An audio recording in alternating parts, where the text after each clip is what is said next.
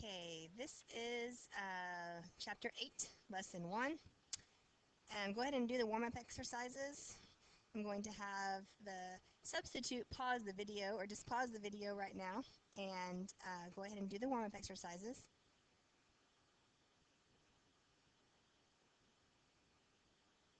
Okay, hopefully everybody's done, and check your answers and see if you guys agree with this.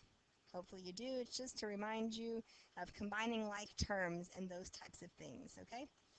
All right, when I say pause the video, hopefully we'll just pause the video, do your work, and when everybody's done, you can continue with the video. So here's the vocabulary. The first term I want to introduce is a monomial. Okay, a monomial, like the word mono, it means one. A monomial is this. It's a number, so it can be just a number, it can be just a variable, or it can be the product of one number and one or more variables with whole number exponents. Okay, no fraction exponents because then it's not a monomial. Okay, so whole number exponents.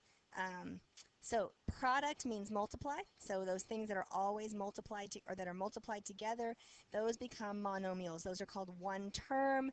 That's what we generally call it instead of a monomial. You'll hear it called a term. Okay. The examples we have are these. Please write these examples down. 3, 4x squared, 2xyz, negative 10, y squared, x to the third. Those are all called monomials. Those are all terms. So it doesn't matter what they are. This is just a number. You could just be a variable, and these are the products of numbers and variables, or one or more variables. Okay. A degree of a monomial, this you'll find out in the lesson. It's just the sum of the exponents of the variables in the monomial. You just add up all the exponents of the variables in the monomial. So like for example, 10 has a degree of 0. We don't see any exponents. Okay, and why do we not see any exponents? Mainly because there's no variables. So we're talking about the variables. Okay, the variables in the monomial, and we don't have any variables. 3x, well here we have an understood 1, so it has a degree of 1. Right here is 4x squared y to the first, so we have a degree of 3. It's only the exponents in the variables. Okay? All right, a polynomial. Poly means many, so a polynomial, poly means many, and a monomial or sum of monomials, each called a term of the polynomial. Okay, and an example of this would be like 3x plus 7. Okay, that's a polynomial. It's a sum of monomials. Here's a monomial, here's a monomial. Each of these are a term. Okay, degree of a polynomial is this. It's the greatest degree of its terms. So always write polynomials where the exponents decrease from left to right. And there's an example. 4x squared plus 3x. Our exponents are decreasing from left to right. Degree is 2 because it's the greatest degree of its terms. And this monomial has a degree of 2. If we go back up here to the top, it has a degree of 2. So the greatest degree is 2 because this one's 1. So the whole polynomial degree is 2. Okay? All right. Let's get into adding and subtracting polynomials. So first thing is rewrite a polynomial so that the exponents decrease from left to right. It's super easy. Now, why can we not add or subtract all of these together? Hopefully you're answering because they're not like terms. We cannot add or subtract something unless their variables or lack of variable is identical. Their variables have to be exactly the same. They have to be just x or x cubed or nothing. And these all have 3 different types of variables, so we can't add those together. So let's put them in order. So why does this negative go with this x cubed? Okay, just remember that, sorry, that was a really bad line there. Just remember that there is one of the monomials. Here is a monomial. The sign that is in front of the term goes with the term. So this is an understood positive 15x out here. This is a negative x cubed, and this is a positive 3. So we can break it into 3 different parts. 2 of those parts are positive, and this one part right here is negative. So as we rearrange them, this sign always is attached to this x cubed at this moment. So when we rearrange them right here, we get negative x cubed plus 15, oops, typo, add an x in there, sorry about that, plus 3. The greatest degree is 3, so the degree of the polynomial is 3. Okay, so tell whether it is a polynomial. Boy, typo city today. If it is a polynomial, find its degree and classify it by the number of its terms. Otherwise, tell why it is not a polynomial. Okay, so here's our chart. Sorry, I have all the answers up here, but just showing these are the answers. 9, is it a polynomial? Yes, it's a polynomial because it's a number. It's just a number. It's a monomial. Okay. This one, 2x squared plus x minus 5. Yes, it's a polynomial, and it's called a trinomial. This is not talking about the degree. We're talking about the number of terms. There are 1, 2, 3 terms, hence the word trinomial. Okay? 6n to the 4th minus 8n. No, it has a variable exponent. We can only have a whole number exponent. And n to the negative 2 minus 3. Nope, it has a negative exponent, so these are not polynomials. But 7bc cubed plus 4b to the 4th c, yes, it is a polynomial. It's kind of messy, but it is. And it's called a binomial because it has 2 terms. It has 1 term here and 1 term here. 2 terms, hence the term bi. Like bicycle has 2 wheels, a binomial has 2 monomials, or 2 terms, and a trinomial has 3, like a tricycle has 3 wheels. And I don't know if there are terms for more than that, or classification names for more than 3 terms. All right, now let's get into the meat of this. Find the sum. So basically what we're going to do here is we have a trinomial here and a trinomial here, and we are just simply going to add those together. So we have all these parentheses in here, but technically all we are doing is adding and subtracting. We're just adding and subtracting. So the key here is we want to combine our like terms. They use a vertical format if you would like, so I'm just going to show that. You can put your like terms together.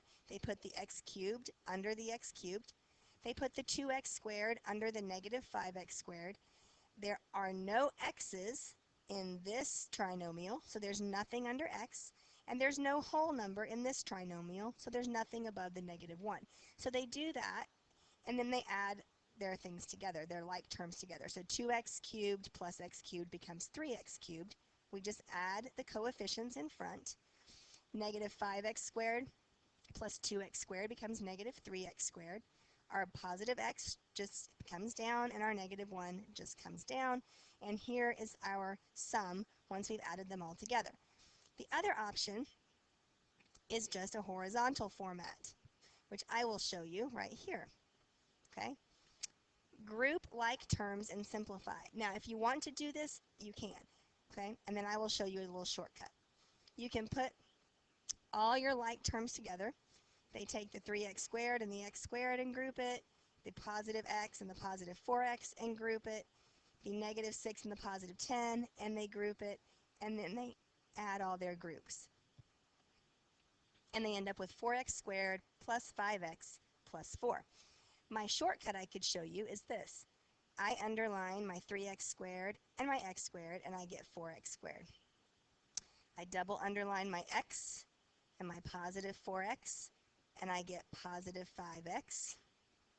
And then I underline or circle or something my negative 6 and my positive 10, and I get positive 4. So if you want to go to the trouble of rewriting them under until you get into a good habit, or if you would like to group them until you really understand, feel free to do that. Otherwise, you are more than welcome to just do it in this manner right here. Okay? All right. Guided practice. I'm going to go ahead and let you pause the video and do the guided practice. There's the answer. Okay. All right, guided practice. Pause the video. Give about a minute. Take about a minute. It shouldn't take you even that long, and then check the answer. Okay, there's the answer. Okay, last one. Pause the video. And there's the answer. Okay. All right. Now, finding the difference. It's a little bit different here. So um, this time, we're finding the difference between polynomials. We have a binomial here. We have two terms that are grouped together. And we have a trinomial here, three terms that are grouped together. And we are subtracting them.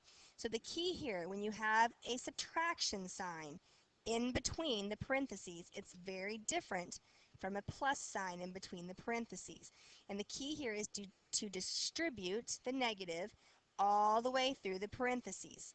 The second parentheses, this negative is like a -1 out in front that has to be multiplied inside to everything to everything inside.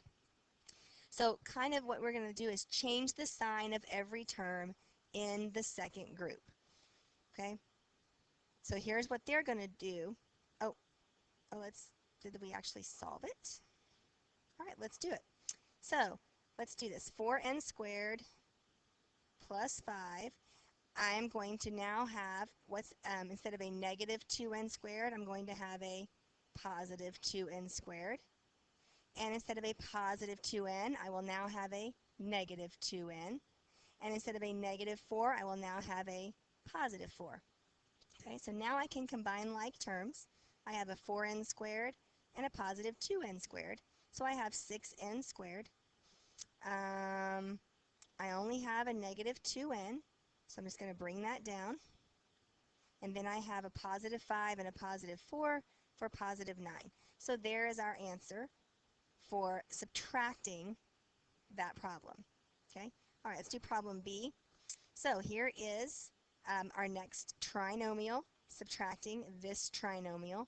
So we're going to, again, distribute that negative all the way through, change the sign of every term. This is where kids get messed up, so make sure you're very careful to do that. Sorry, I thought there would be an example here. So again, let's do this one. 4x squared. I'm rewriting the first trinomial. Just rewrite it. Copy it just like it is.